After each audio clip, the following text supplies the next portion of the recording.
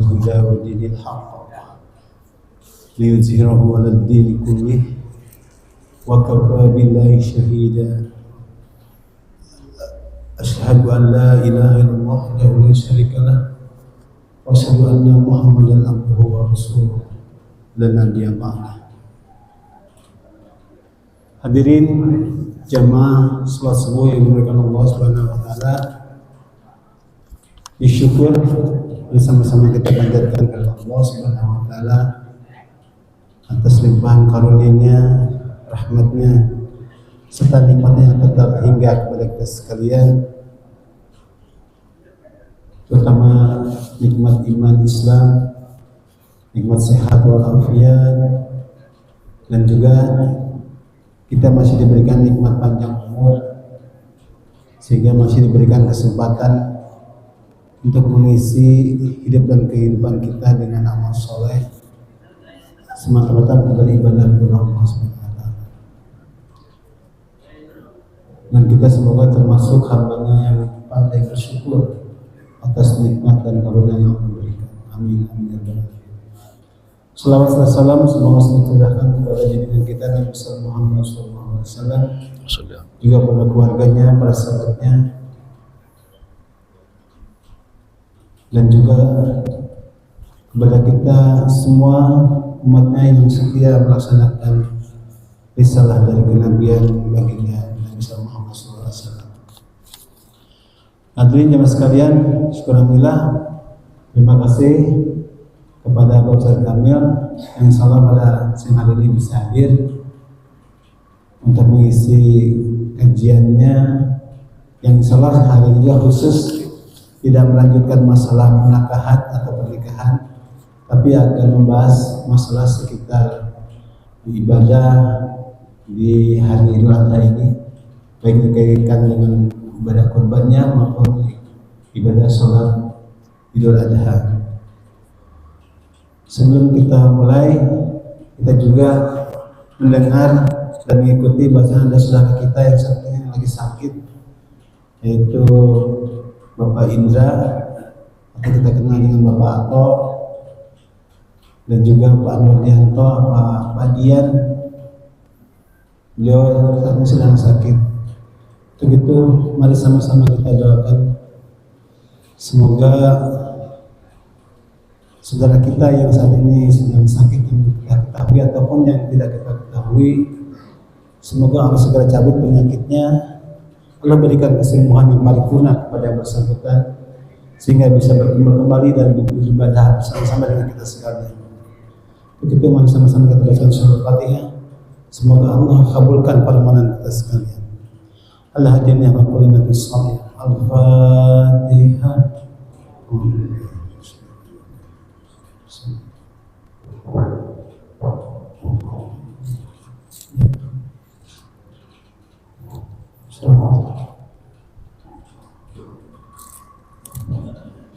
Baik jemaah sekalian, kita buka sama-sama aja kajian pada pagi hari ini dengan sama-sama bacaan basmalah.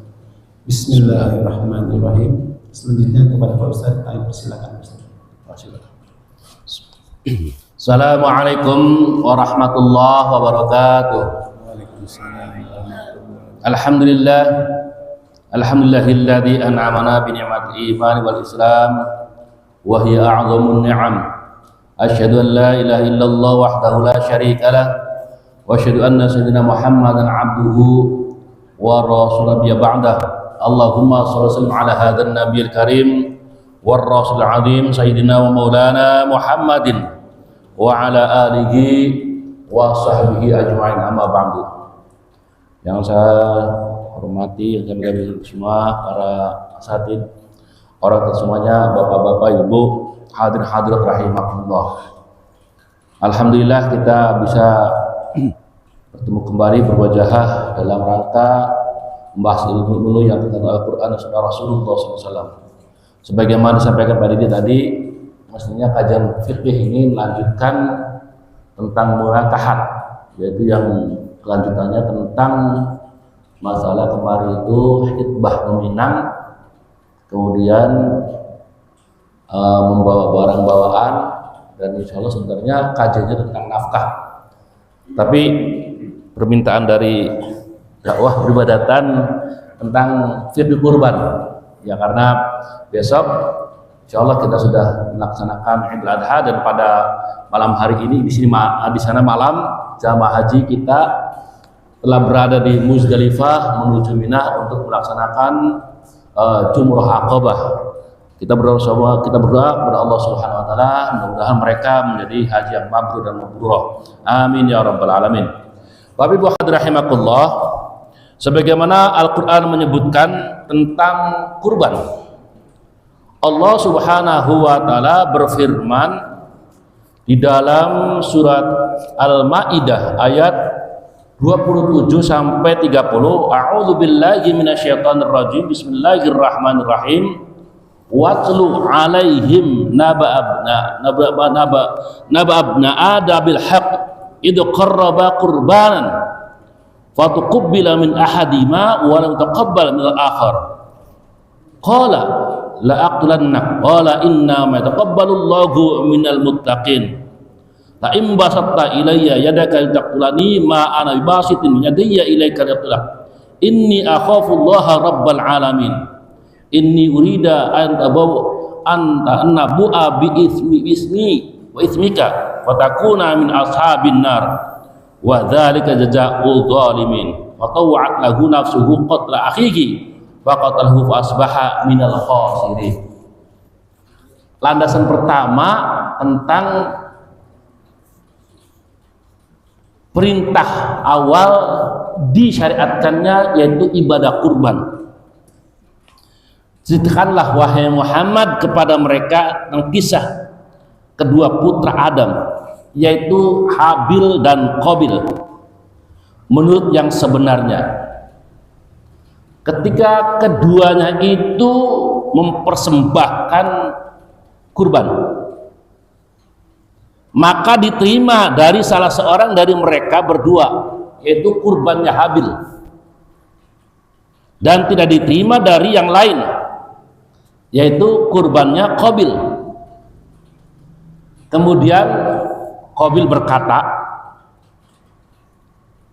aku pasti membunuhmu. Kata Qabil kan gitu. Di dalam Al-Qur'annya,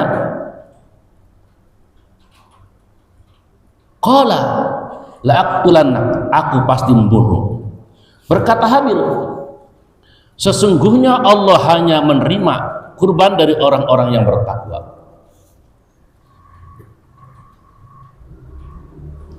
Sungguh, kalau kamu menggerakkan tanganmu kepadaku untuk membunuhku, aku sekali-kali tidak akan menggerakkan tanganku kepadamu.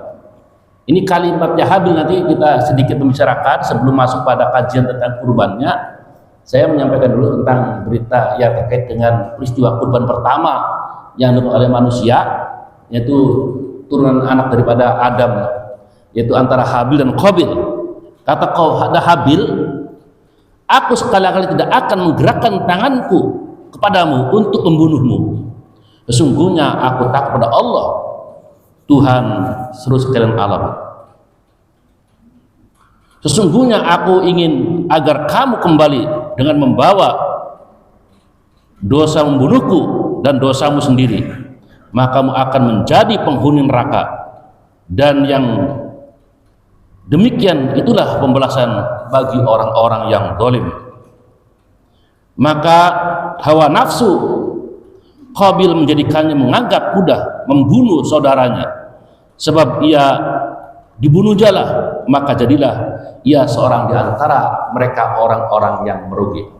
Bapak Ibu hadirin rahimakumullah, terkait dengan peristiwa ini kan pada awalnya ketika itu Nabi Adam setiap kelahiran anaknya itu kembar terus gitu kan, laki perempuan.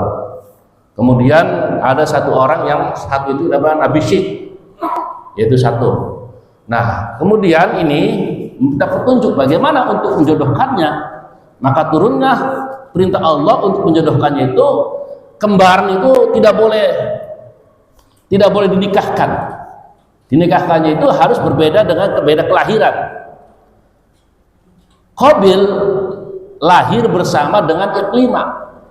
Habil lahir bersama labuda. Maka Nabi Adam menjodohkannya itu dengan pernikahannya Habil dengan Qabil, Qabil dengan labuda, Habil dengan Iklimah. Ternyata nggak terima Qabil ini, nggak terima karena wajah Iklimah itu lebih cantik, nggak terima. Nah akhirnya Nabi Adam meminta petunjuk Allah bagaimana caranya itu. Akhirnya dengan cara supaya mereka terima, maka mereka diperintahkan untuk berkurban. Habil sebagai orang peternak, maka hasil ternaknya itu diberikan kurban yang paling bagus, yang disebut dengan kambing bibas. Nah sementara Qabil itu sebagai petani, tapi kemudian kalau sudah muncul dalam hati manusia, yang memang hati manusia itu sudah dilengkapi dari awal itu dengan dikatakan Allah laqad khalaqnal insana fi ahsani taqwim. Allah menciptakan manusia itu dalam bentuk sempurna dengan akalnya, tapi dilengkapi dengan nafsu. Ternyata nafsunya itu di situ ada nafsu amarah gitu loh. Nafsu yang suka menciptakan sesuatu tidak baik. Nah, jadi mulai ketika Qabil itu mestinya mengorbankan sesuatu yang baik, tapi kemudian yang diberikannya kurban yang tidak baik. Akhirnya terimalah kurban dari Habil. Kurban dari Habil diterima, muncul perasaan yang tidak suka kepada Habil, maka Qabil membunuh Habil.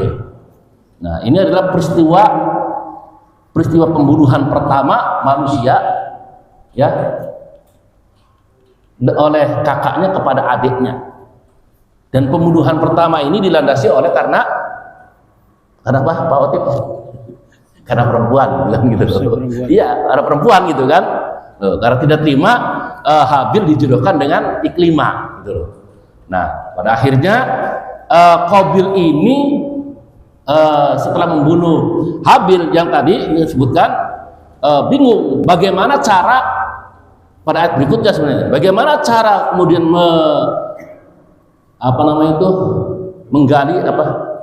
mengubur Habil. Menurut Allah Subhanahu wa taala memberikan contoh dengan mengirim 2 burung gagak yang mereka bertarung, kemudian satunya mati, kemudian burung gagak ini menggali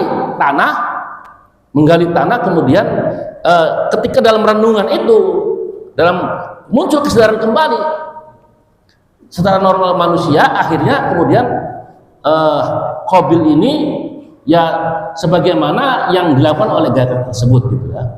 Nah, jadi kemudian dikubur. Itulah contoh itu. Tapi dalam hal ini sebagaimana tadi digambarkan dalam ayat Al-Qur'an mengatakan sesungguhnya Habil itu sebenarnya berani untuk melawan.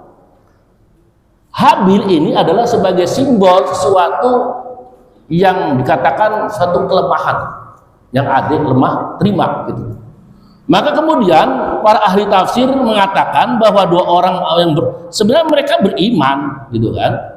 Keduanya itu disebut kurban, kemudian mereka terjadi gitu. Nah, inilah suatu disebutkan bahwa dalam tafsir yang dalam Tobat-Tobai itu disebutkan inilah contoh bagaimana Qabil ini memiliki rasa dengki kepada Habil yang menciptakan bahwa kedengkian itu membawa orang untuk membunuh saudaranya, kemudian membawanya kepada rasa adanya penyesalan dan kerugian yang tidak ada jalan untuk menyelamatkannya.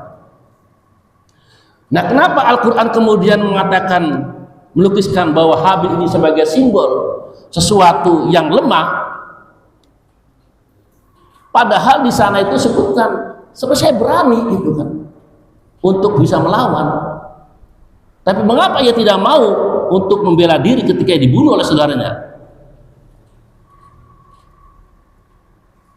Dan kenapa para tafsir mengatakan sebab korban Habil itu menciptakan Habil sendiri kemudian itu rela dikorbankan untuk di depan kakaknya itu.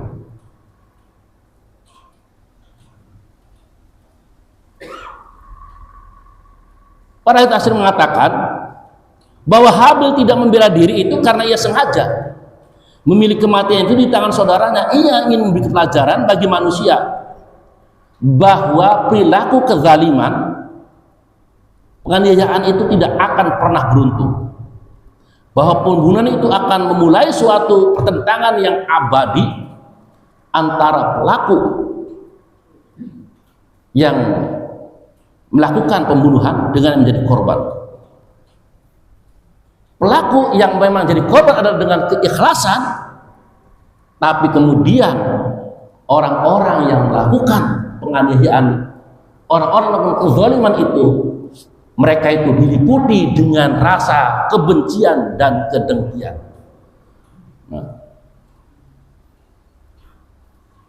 Dan ini menurut ahli tafsir bahwa sungguhnya Habil ini adalah merupakan simbol dari lambang kedaifan, kelemahan orang-orang yang tertindas. Biasanya orang-orang yang tertindas itu adalah mereka tidak memiliki kekuatan untuk meretangkan tangannya untuk melawan kepada mereka-mereka yang seakan-akan mereka itu memiliki kekuatan, atau dalam tanda petik mereka itu yang zalim. Maka dalam sepanjang sejarah disebutkan sering orang-orang yang berkurban adalah orang-orang yang memberikan harta mereka untuk mereka itu adalah kepentingan bersama. Tetapi biasanya mereka yang mau berkorban itulah yang kadang-kadang mereka itu yang menjadi korban. Ya sebegitu. Yang mereka itu kaum yang tertindas, kaum yang lemah, mereka itu mengumpulkan, mereka itu mau untuk memberikan korban, tapi mereka juga yang menjadi korban. Nah, mereka diminta berkorban untuk memberikan makanan kepada mereka, bahkan sebaliknya mereka yang memberikan kekuatan, yang memiliki kekuatan, atau mereka yang menyebutkan adalah mereka yang suka perutnya kenyang. Maka Al-Quran beri pelajaran bahwa sejarah ini adalah gambaran bagaimana kaum tertindas selalu saja memberikan sesuatu yang dikorbankan untuk mereka-mereka yang dengan perbuatan kezaliman. Ini adalah gambaran antara simbol, yaitu antara Qabil dengan Habil. Tapi yang di sini adalah yang menunjukkan bagaimana sesungguhnya korban itu dilandasi dengan ketakwaan dan keikhlasan karena Allah Subhanahu wa ta'ala. Bapak Ibu hadirin rahimakumullah. Sekarang kita masuki tentang kurban. Ya, kurban atau disebut udhiyah, ad-dahiyah adalah binatang-binatang sembelihan yang diperbolehkan untuk berkurban, yaitu unta, sapi, kambing yang disembelih pada hari raya Idul Adha dan hari-hari tasyrik yang lainnya, yaitu Idul Adha tanggal 10 Dzulhijjah, Ayyamut Tasyrik tanggal 11, 12, 13. Dalam hal ini landasannya Allah Subhanahu wa ta'ala dalam Al-Kautsar, Bismillahirrahmanirrahim, Inna a'tainakal kautsar fasholli rabbika wanhar inna syani'aka huwal abtar. Sesungguhnya kami telah memberikan kepadamu nikmat yang banyak. Fasholli li rabbika wanhar, maka dirikanlah salat dan berkurbanlah karena Tuhanmu. Sesungguhnya orang-orang yang bencimu adalah orang yang terputus.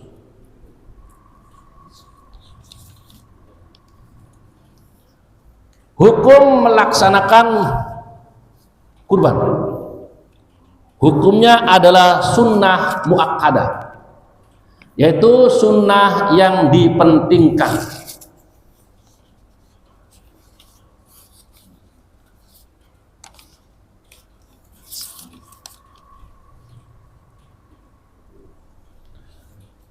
Dalam beberapa pandangan ulama seperti Imam Maliki dan Hanafi berpendapat berkurban adalah wajib bagi setiap ahlul bait atau orang-orang rumah keluarga yang setiap tahun sama. Kalau memang ada yang dikurbankan, itu adalah seperti bagaimana orang yang melaksanakan zakat fitrah.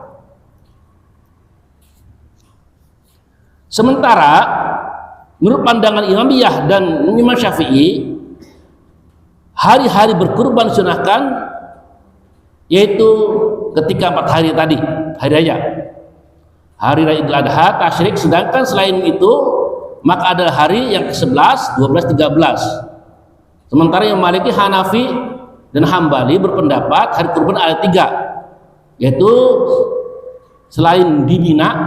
Dalam Mina itu adalah yang ketika sudah melaksanakan Jumrah Aqobah, kemudian sama semua itu.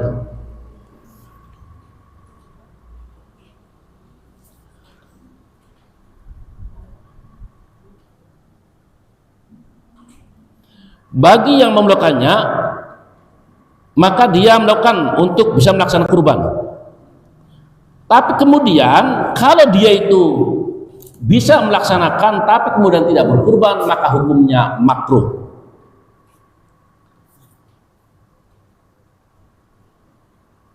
Kapan wajibnya ibadah kurban dilaksanakan? Kurban tidak wajib kecuali karena 2 hal. Yang pertama, bagi orang yang bernazar. Barang siapa yang bernazar untuk pekerjaan taat kepada Allah, maka hendaklah ia melakukannya. Bahkan sampai orang yang bernazar itu meninggal dunia, itu tetap berlaku. Makanya kalau kita sudah memiliki azam itu sesuatu yang akan dilakukan, kemudian kita itu saya kalau begini-begini nanti akan berkurban, itu sampai dia itu meninggal, itu tetap berlaku.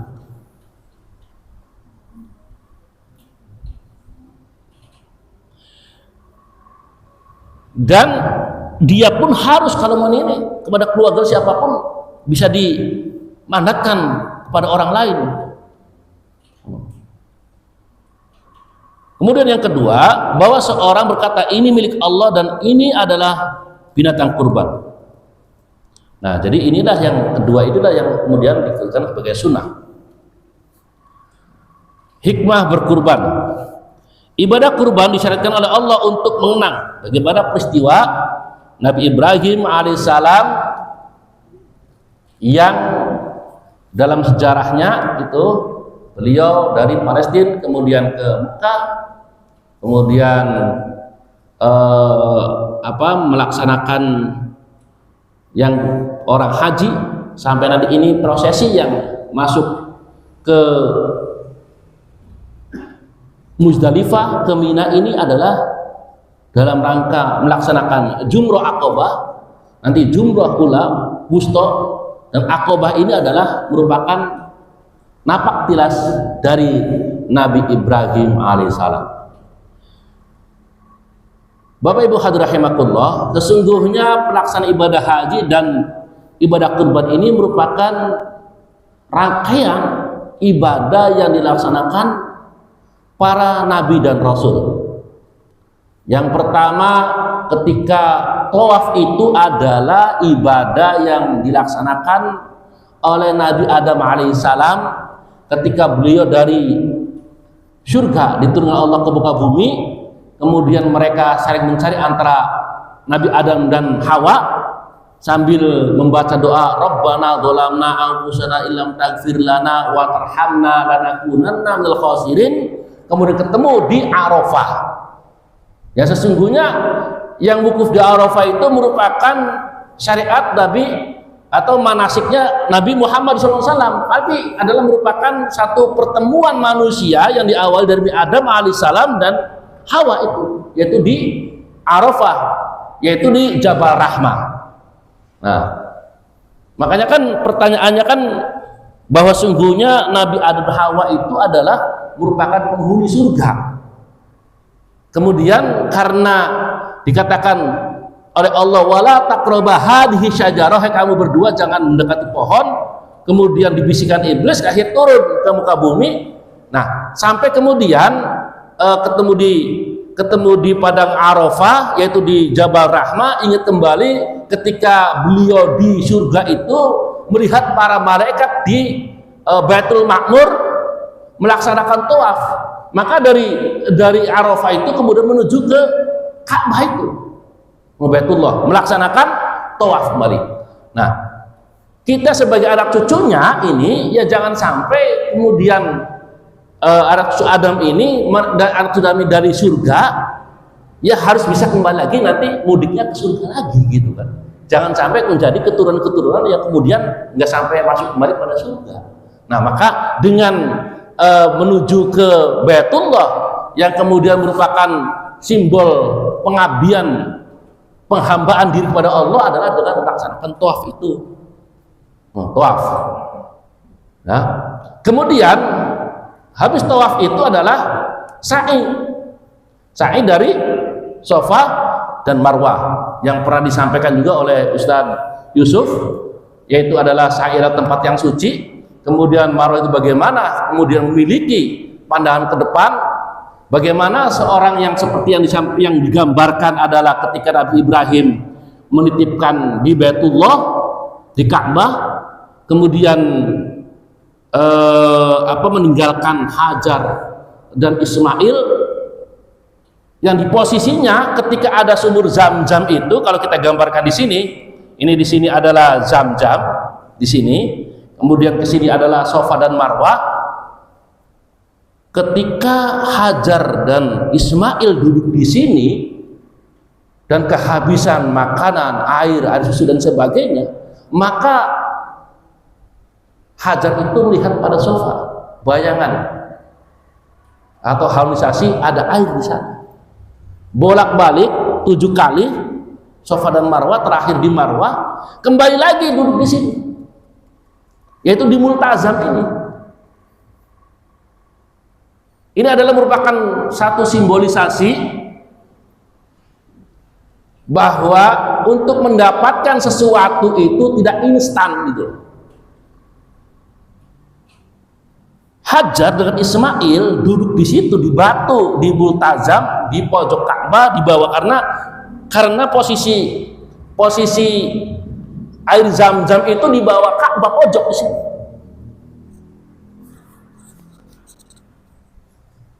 Ya kebetulan gitu ya. Ketika orang dulu masih sebelum tahun 2004 2000 itu orang habis tawaf itu langsung menuju ke sumur Zam-Zam. Sumur Zam ke bawah itu bisa minum. Ya, yang namanya sumur ya airnya juga kemana-mana, bisa mandi dan sebagainya gitu loh. Jadi bisa kelihatan. Nah, kenapa Allah Subhanahu wa Ta'ala kemudian memberikan pembelajaran kepada Hajar dan Ismail itu harus melakukan, atau sini Hajar itu harus bolak-balik melaksanakan seperti sekarang untuk syariatkan di sa'i gitu kan? Kenapa kemudian tiba-tiba hari di situ enggak Ismail itu dia langsung dengan menggerak-gerakkan kakinya di batu itu kemudian keluar air? Ini adalah untuk merupakan satu ya tadi pembelajaran ketika mendapatkan sesuatu itu harus dilakukan usaha ikhtiar. Karena dalam konsep yang diajarkan oleh Nabi kita Muhammad SAW, al-harakah barakah, sesuatu yang gerak itu adalah akan mendapatkan keberkahan dari Allah Subhanahu wa Ta'ala. Kan awalnya kan dari sini, kemudian dari Safa Marwah, balik lagi di situ lagi keluar air. Nah, itu kemudian yang rangkaian yang kemarin jamaah kita ini tanggal 8 menuju ke Arafah, yaitu adalah merupakan rangkaian diajarkan oleh Rasulullah SAW, yang kemudian ketika itu Rasulullah mendapatkan wahyu yang terakhir, yaitu al-yauma akmaltu lakum dinakum wa atmamtu alaikum ni'mati wa raditu lakum Islam Madinah, penyempurnaan agama Islam, yang kemudian juga menyampaikan khutbah yang luar biasa, dan beberapa sahabat mengatakan ini merupakan satu khutbah terakhir Rasulullah, yang diantara apa? Wahai sekalian manusia, sesungguhnya Tuhanmu satu, kemudian kalian adalah keturunan bapak kalian adalah satu, yaitu Adam, Kemudian dikatakan yang paling terkenal adalah la fadla li arabiyyin wala ajamiyyin. Tidak ada keutamaan orang Arab dengan orang Ajam seperti kita. Begitupun sebaliknya, tidak ada keutamaan orang Ajam dengan orang Arab, sama semua. Karena dikatakan dalam khutbah tersebut, yaitu inna akramakum indallahi atqakum. Sesungguhnya yang mulia di antara kalian adalah karena takwa kalian pada Allah Subhanahu wa taala. Itulah yang kemudian Rasulullah mengatakan bahwa bagaimana pelaksanaan ibadah haji itu yang sesuai dengan ajaran Rasulullah, dengan datang ke Arafah, kemudian melaksanakan wukuf dari mulai matahari menuju ke barat yang tanggal 9 sampai matahari terbenam. Dikatakan Rasulullah SAW, yaitu khudhi anni manasikakum, ambillah dariku tentang pelaksanaan manasik haji kalian semuanya, gitu. Nah, kalau tentang sholat kan sallu kama ra'aitumuni usolli, tapi tentang manasik haji maka harus mengatakan khudhi anni manasikakum. Nah, itu adalah merupakan yang diajarkan oleh Rasulullah sallallahu alaihi wasallam. Nah, peristiwa kemudian habis dari kemarin jamaah kita itu habis dari Arafah menuju ini masih sekarang ini malam ini tengah malam di sana karena 4 jam gitu ya, karena berarti ya udah mulai jam 2 udah mau menuju ke Mina, yang mereka nanti datang pertama ke Mina langsung melewati Jumrah Ula, Wusta, langsung ke Aqobah. Habis Aqobah itulah kemudian mereka dengan melempar batu 7 kali, kemudian mereka ini baru melaksanakan tahallul ula, yaitu menghalalkan tahal pertama. Setelah itu baru mereka itu membuka baju ikhram semuanya, boleh mereka mencukur rambut, kemudian mereka itu mandi dan sebagainya, tapi tidak boleh ada larangan lainnya gitu. Jadi itulah gambaran ketika bagaimana nanti yang terakhir ini, yaitu di Mina itu adalah ketika Nabi Ibrahim bermimpi menyembelih Ismail yang pertama, yang kemudian ketiga. Nah, kemudian itu dilaksanakan kemudian dengan melakukan dialog antara Nabi Ibrahim dengan Nabi Ismail alaihissalam.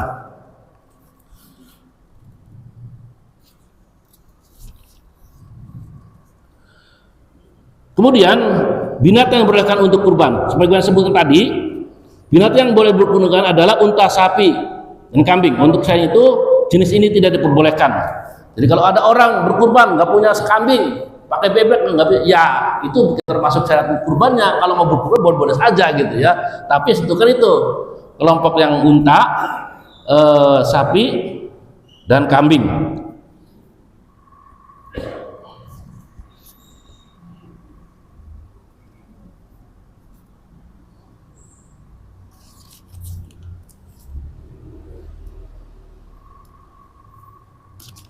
Kemudian berkurban dengan yang tidak boleh kurbankan, syarat-syarat yang binatang yang dikurbankan adalah bebas dari aib.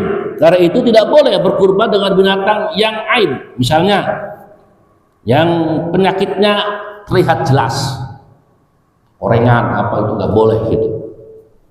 Kemudian yang matanya icek kelihatan, yang terlihat gitu loh, binatangnya udah nggak boleh. Kemudian kakinya pincang gitu. Emang kejadian nantinya itu akan terjadi peristiwa gitu ya. Kalau itu binatangnya itu, ini kan terjadi, umpamanya kemarin juga saya mendapatkan tugas itu, kebetulan disuruh menurunkan ada itu wapres ngirim gitu. Saya cari, kenapa ini sampai jauh-jauh mencari tempat yang lebih tinggi? Oh Pak, takut itu nanti sapi kalau mau turunkan sembarangan, khawatir kakinya itu bermasalah. Nah itu, jadi ini supaya diperhatikan gitu. Jangan sampai pincang. Kemudian yang sumsumnya tulangnya tidak ada, jangan kurus, harus yang benar-benar gemoy gitu, yang bagusnya gitu. Karena hadis Rasulullah SAW yang mengatakan ada 4 penyakit pada binatang kurban yang dengannya kurban tidak memadai. Yang pertama yaitu picak, dan kepicakannya itu nampak sekali kelihatan. Dan yang sakit dan penyakitnya terlihat sekali. Kemudian yang pincang, kemudian yang terakhir yang tidak boleh adalah yang kurus sekali.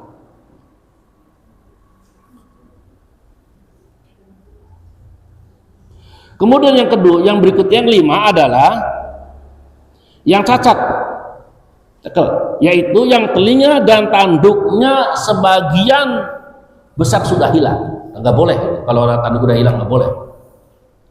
Ketentuan-ketentuan lainnya sejak 5 itu adalah yang pertama, nggak boleh binatang itu hatma, ompong gigi depannya, ompong. Makanya kalau bisa itu ya binatang kurban itu dilihat giginya semuanya.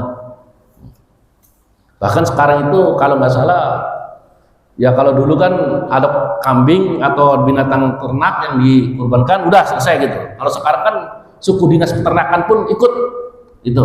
Jadi samping ada sertifikat sehat binatang kurban, tapi tetap itu ya ada biasanya masing-masing, bahkan tenaga dari suku dinas peternakan itu setiap kotak kabupaten itu akan turun semuanya gitu.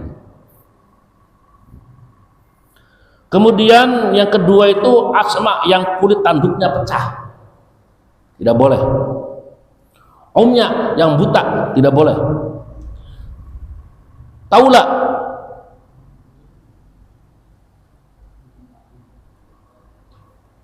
taula ini adalah binatang ternak, ketentuannya di sini tambahan, yang tidak digembalakan. Jadi binatang ternak yang mencari sendiri itu termasuk di sini nggak boleh. Wallahu alam ini. Kemudian yang terakhir adalah binatang yang nggak boleh menjadi kurban, itulah binatang yang jerba, yang banyak penyakit kulitnya, kudisnya, nggak boleh. Nah, dan tidak mengapa kalau binatang itu bisa gitu dijadikan sebagai hewan kurban tak bersuara, yang buntutnya terputus,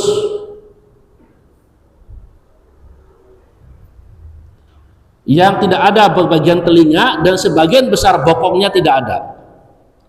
Menurut tersahih dalam madhab Imam Syafi'i bahwa yang bokong pantatnya terputus maka tidak boleh, tidak madai.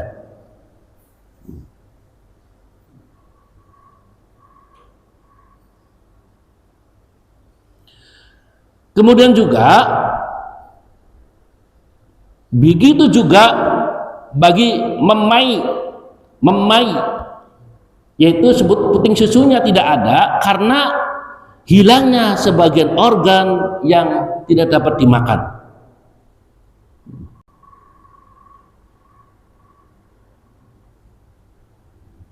Demikian juga menurut Imam Syafi'i,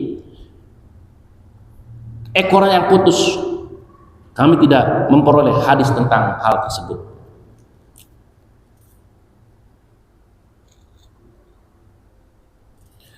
Untuk kurban disyariatkan tidak disembelih sesudah terbit matahari pada hari Id, tetapi setelah lewat beberapa saat. Jadi sudah naik ke atas matahari, sudah itu bolehkan sembelihnya itu di hari mana hari termasuk hari tasyrik. Dari Nabi SAW bersabda, sesungguhnya awal hari kita ini adalah bahwa kita sholat, kemudian kita kembali dan memotong kurban. Siapa yang melakukan itu berarti ia mendapatkan sunnah kami, dan siapa yang menyembelih sebelum itu adalah sembelihan yang dagingnya ia persembahkan untuk keluarganya, tidak termasuk ibadah kurban sama sekali. Jadi sudah harus naik ke atas dulu matahari, jadi nggak boleh buru-buru.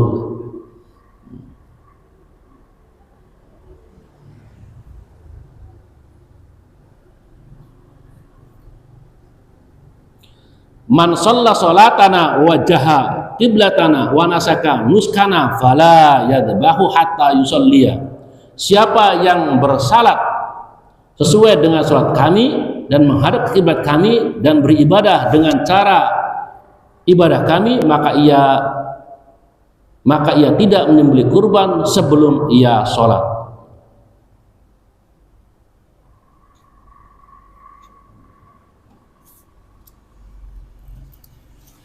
Kemudian pembagian daging kurban. Disunahkan bagi orang yang berkurban memakan daging kurban dan menghadiahkannya kepada para kerabat, menyedekahkannya kepada orang-orang fakir.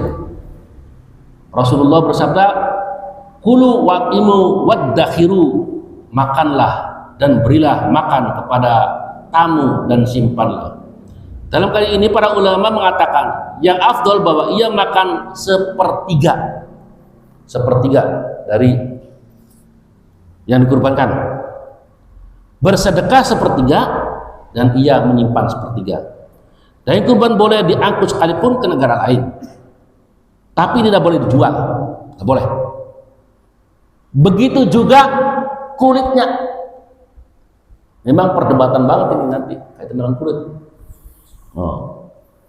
Makanya biasanya kulit itu kalau kulit itu kemudian dihargai kepada yang jagal, maka tidak boleh, kecuali sebagai pemberian.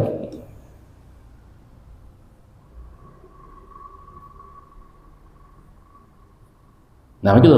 Maka tukang potong berhak menerimanya sebagai imbalan aja, tapi bukan sebagai ongkos, bukan. Nggak boleh kalau dihargai.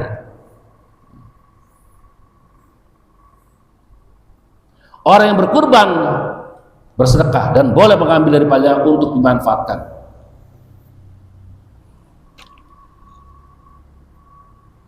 Nah, sementara menurut madhab Abu Hanifah ada ya, ini mengambil satu pendapat, karena kemarin kita juga diskusi gitu. Bagaimana kalau kulitnya banyak gitu kan? Bagaimana boleh tidak dijual? Nah, menurut pendapat Abu Hanifah, maka bahwa boleh menjual kulitnya, tapi bayarannya itu disedekahkan. Disedekahkan. Ya kan kalau kulitnya banyak nih, di masjid ini banyak gitu, 20 kulit gitu kan, bingung gitu kan, bagaimana nganggur gitu kan, mau dikolah juga susah, ya udah akhirnya pada tukang kulit gitu kan. Nah itu kemudian bisa dijual, tapi kemudian disedekahkan yang hasil dari penjualannya itu.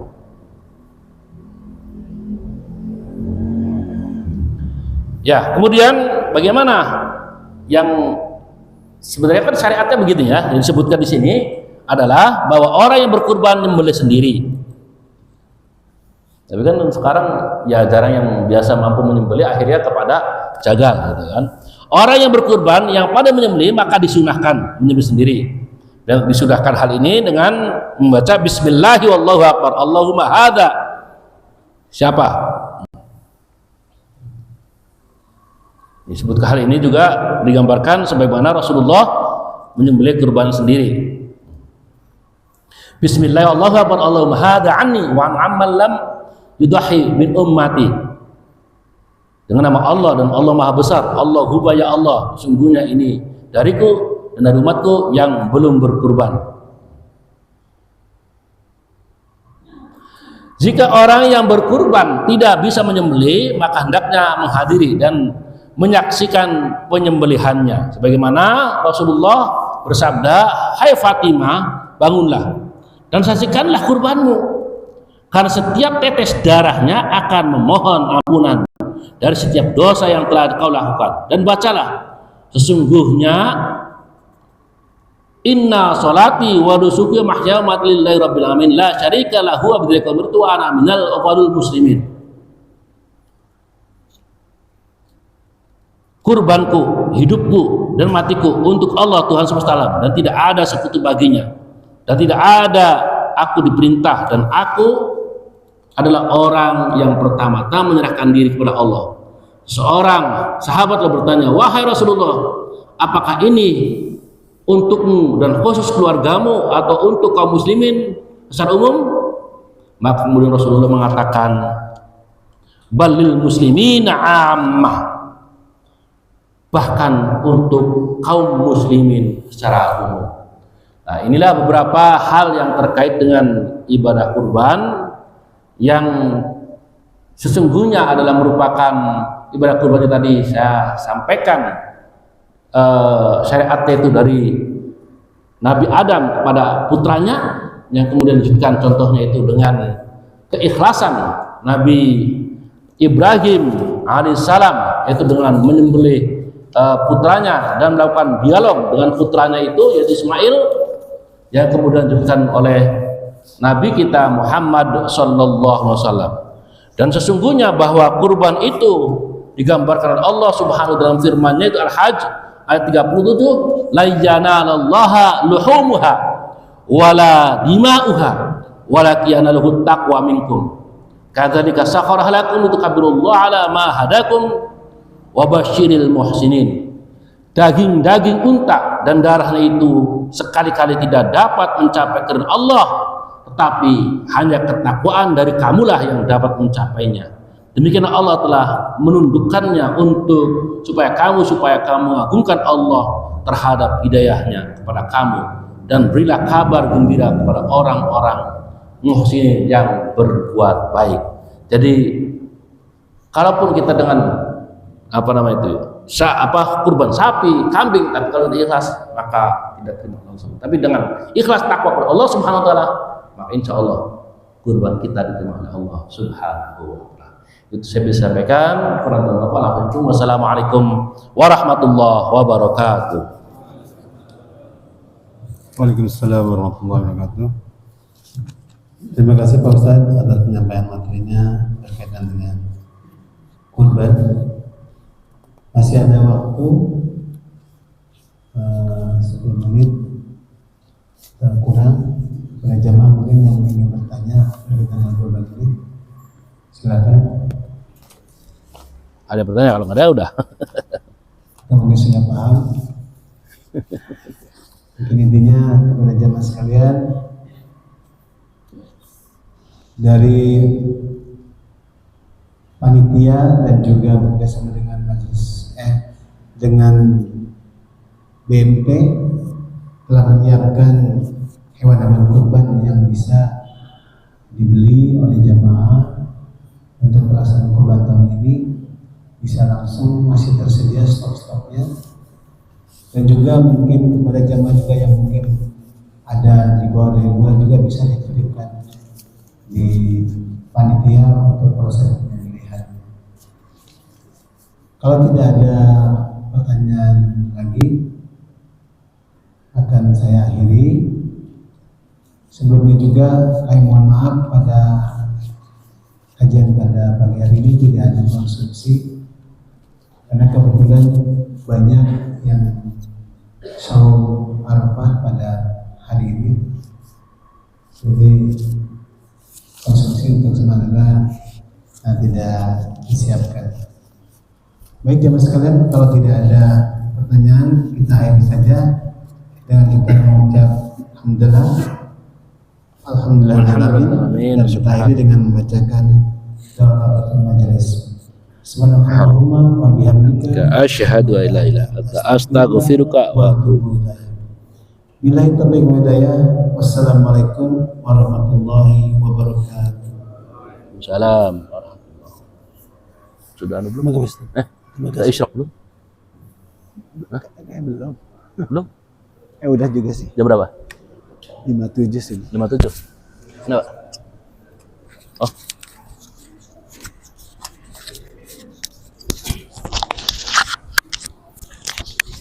Udah berapa? Kambing persembahan sudah 93. Saya belum tahu nih. Saya tidur sih. Tidur. Sampai tidur. Malam jam 9 nggak tidur. Kalau kayaknya malam pulang langsung tidur. Wah.